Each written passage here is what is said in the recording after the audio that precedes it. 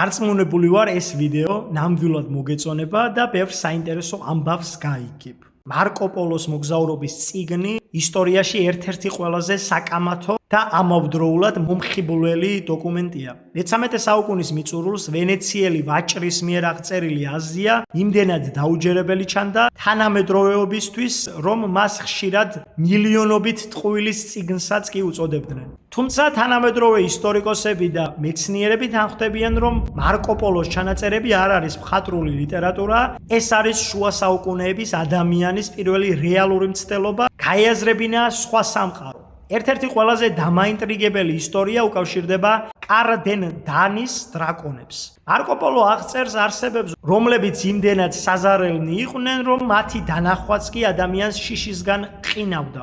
ეს არ იყო მითოლოგიური დრაკონები, ეს იყო რეალური ხორცშესხმული გიგანტური ქვეწარმავლები. მარკო პოლო დეტალურად აღწერს, როგორ ნადირობდნენ მათზე ადგილობრივები. მონადირეები დრაკონის ბუნაგთან მიდიოდნენ და სპეციალური ხრიკებით კლავდნენ მათ, რათა ნაღველი მოეპოვებინათ, რომელსაც სამკურნალოდ იყენებდნენ. ეს აღწერა იმდენად ზუსტია, რომ ბევრი მეცნიერი ვარაუდობს მარკო პოლომ ნიანგები ან გიგანტური ხვლიკები იხილა, თუმცა მისი თვალით დანახული ეს არსებები მაინც იდუმალებით მოცული რჩება. არანაკლებ შთამბეჭდავია მარკო პოლოს მიერ აღწერილი ყუბლაიყაენის სამეფო კარი. ის გვიყვება სამყაროზე, სადაც ოქრო და ძვირფასი ქვები იმდენად დიდი რაოდენობის იყო, რომ მათი მფლობელობა ჩვეულებრივ მოვლენად მიიჩნეოდა. მარკო პოლო აღტაცებით საუბრობს ქაღალდის ფულის სისტემაზე, კონცეფციაზე, რომელიც ევროპელებისთვის სრულიად უცხო და შეუძლებელი ჩანდა. ის დეტალურად აღწერს ყაენის ზამთრის რეზიდენციას, სადაც მილიონობით ადამიანი ცხოვრობდა და სადაც მართვის სისტემა ისეთი ორგანიზებული იყო, რომ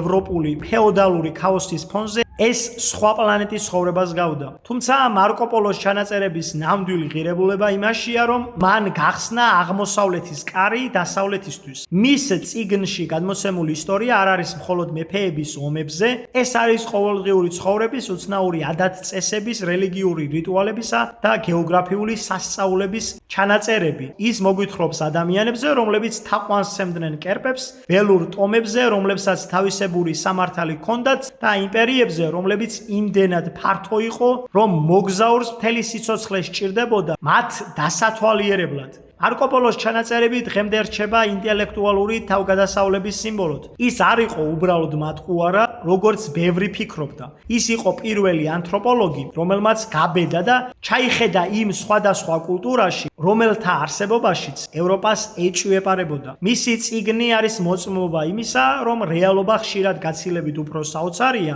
ვიდრე ნებისმიერი გამოგონილი ამბავი. და თუ დაგაინტერესა მარკო პოლოს ამ წიგნმა, აუცილებლად მოიძიე და წაიკითხე. დარწმუნებული ვარ მოგეწონება. და თუ ეს ვიდეოც მოგეწონა, მაშინ გამოიწერე გვერდი და დაელოდე უფრო მეტ საინტერესო ვიდეოს. სადაც არის სიმართლე და სიკეთე, იქ არის უფალი და სადაც არის უფალი, იქ არის გამარჯვება. უფალმა გაგახაროთ და გაგაძლიეროთ, უფალმა კეთილ გზაზე გადაროთ მუდამ.